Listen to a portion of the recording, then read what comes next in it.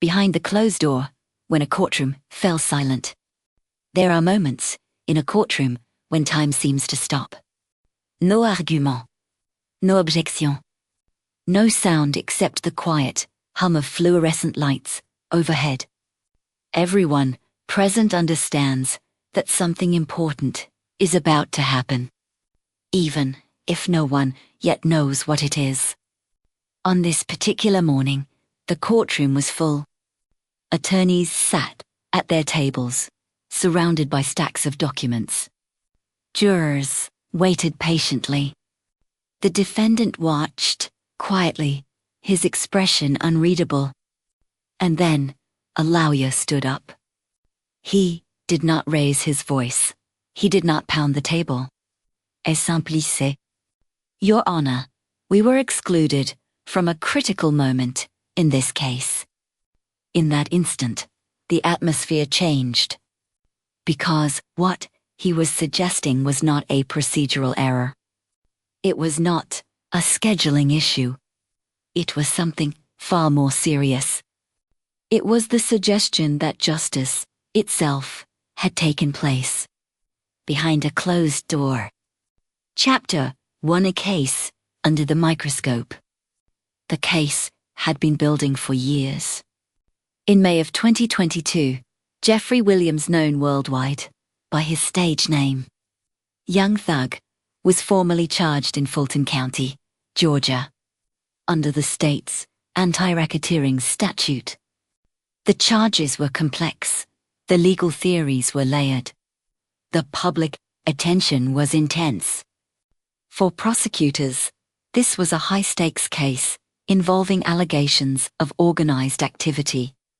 For the defense, it was a battle over evidence, intent, and constitutional protections.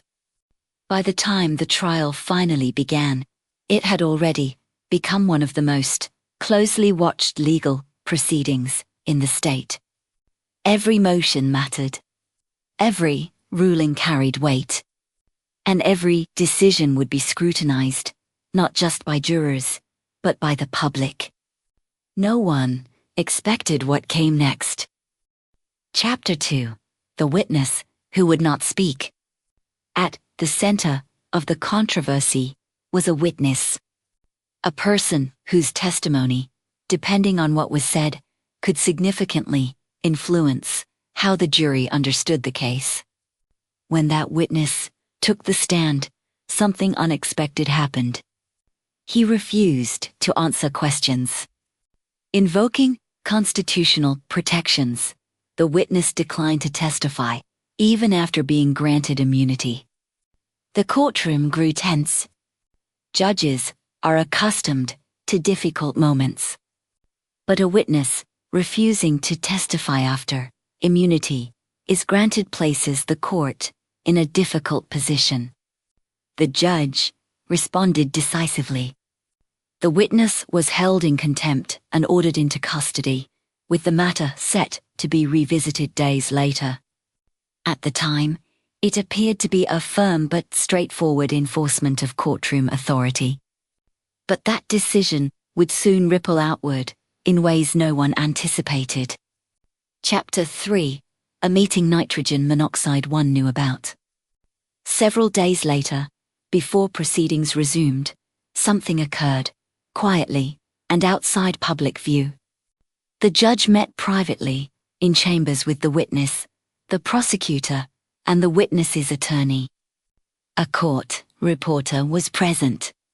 The conversation was transcribed. But one group was notably absent. The defense. They were not invited. They were not informed.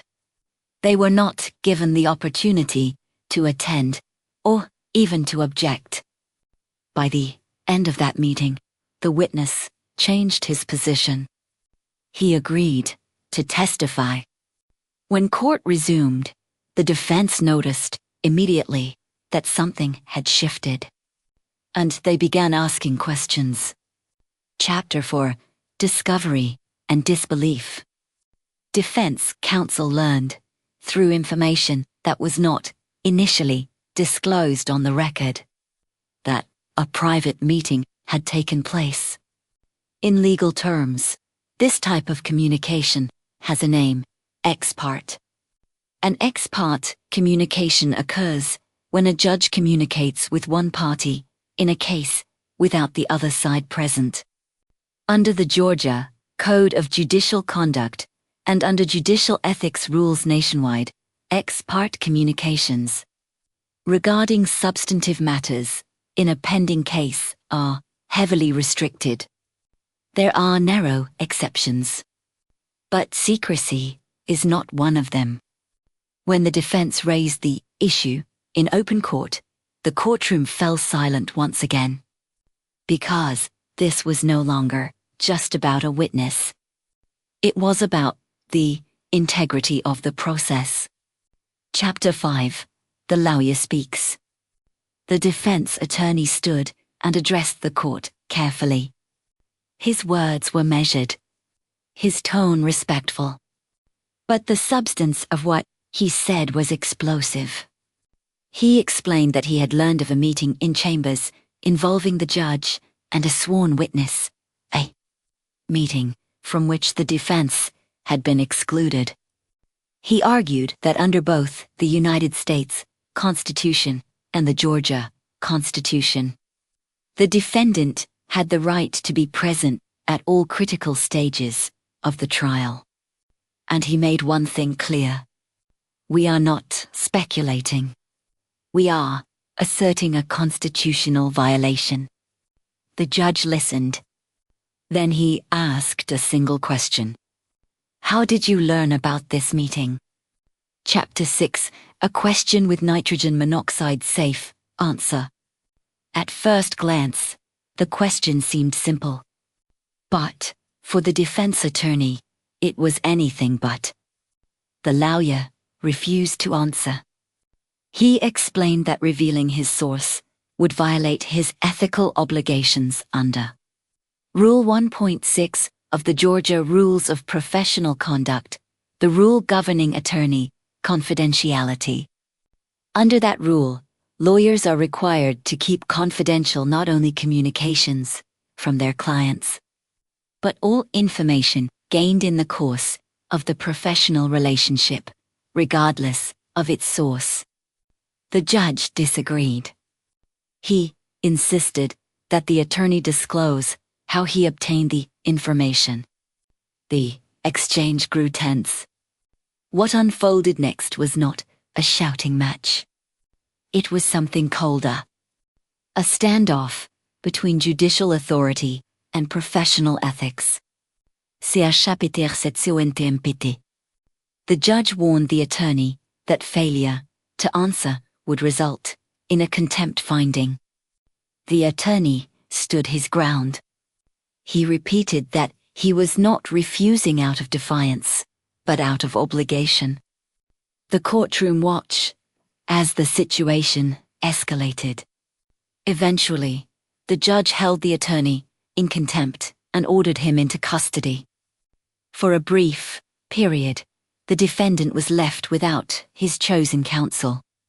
It was an extraordinary moment, one that few people present would ever forget. Chapter 8. The legal world reacts. Word of what happened spread quickly. Legal scholars weighed in. Practicing attorneys debated the ethics. Observers questioned whether the meeting in chambers had crossed a line. Some argued that the judge acted within his authority to maintain control over proceedings. Others argued that the mere appearance of impropriety, regardless of intent, was enough to undermine confidence in the trial. At the heart of the debate was a fundamental question. Is justice defined only by outcomes or by process? Chapter 9. Higher courts step in. The contempt order did not stand unchallenged. The defense sought immediate review. The Georgia Supreme Court issued an emergency stay, halting enforcement of the sentence. Months later, the court reversed the contempt order entirely. The ruling held that the judge should have recused himself from the contempt matter because he was personally involved in the dispute. In other words, the judge had become part of the controversy he was ruling on. The legal system corrected itself, but not without cost. Chapter 10: The Aftermath. Eventually, the presiding judge was removed from the case. A new judge took over. The trial moved forward under different supervision. Later, the defendant entered a negotiated resolution of the case, resulting in a lengthy sentence with significant portions suspended. But the events surrounding the ex parte meeting remained a defining chapter. Not because of what was said behind closed doors, but because of what the situation revealed. Chapter 11: Why This Matters. This story is not about guilt or innocence. It is about structure. About why legal systems insist on transparency, even when secrecy might seem efficient. Because justice is not just about fairness. It is about the appearance of fairness. When decisions happen in the open, they can be challenged, reviewed, and understood. When they happen in private, trust erodes, even if no wrongdoing occurred. Conclusion: the door that should have stayed open. At the end of the day, no one disputes that judges must manage difficult situations. No one disputes that witnesses can be unpredictable. And no one disputes that courts must maintain order. But the power of the judiciary comes with responsibility. The responsibility to be seen. The responsibility to be heard. And the responsibility to never let justice happen where no one can watch. Because once a courtroom door closes and justice follows it inside, something essential is lost.